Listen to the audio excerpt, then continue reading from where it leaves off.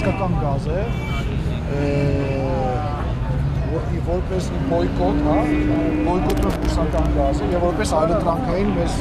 գազ Հայաստանի համար, ինչպես հայտնի է, պարսկական կողմը շատ ավելի էժան է վաճառում մեզ գազը, բայց ինչ-ինչ պատճառներով մենք չենք գնում էժան գազ եւ գնում ենք թանկ գազ, որ վատ ապրանք է։ Ասում են անորակ է պարսկական գազը։ Բայց մեզ լավ տակ հասնում է։ Ով է ասում որ անորակ է։ Երկրում պետք է լինի այլընտրանք, որպեսզի լինի դեմպինգ, այսինքն լինի գների իջեցում։ Իսկ երբ որ մոնոպոլիզացվում է դաշտը, բնականաբար միայն գների բարձրացում եւ որակի իջեցում։ Ակնհայտ բաներ են։ Ես ուղղակի զարմանում եմ։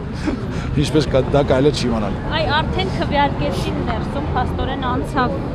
Ես գիտեմ որ մի էպիզոդով են քվեարկել, մյուս էպիզոդը 3:30 է, 15:30 պետք է։ Արդեն մի անգամ մեծամասնությամբ անցավ, այլ ինչ-որ ձև սրա դեմ առնել, ինչ ձև։ Գտնում եք, որտեղ փաստորեն ընդդիմությունը ներսում փոքրամասնություն է, ոչինչ չի կարող։ Ազգային ժողովում ոչ մի պայքարելու ձև չկա, որովհետև բնականաբար մեծամասնությունը կարող է որոշել ամեն ինչ։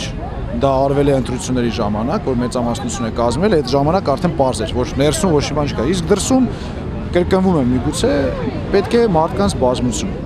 Մարդիկ եթե շատ հավաքվեն փողոցում, ակնհայտ կլինի, որ դեմ են եւ այդ ձայնը լսելի է դառնում։ Եթե մարդիկ հավաքվում են 1000 հոգի, 1500 հոգի, չգիտեմ, բնականաբար շատ նորմալ է իմիջիալոց։ Ես էլ լինեի, կասեի 1500 հոգու ասածով, ինչի պետքա 2.800.000 հոգու բախտ որոշվի։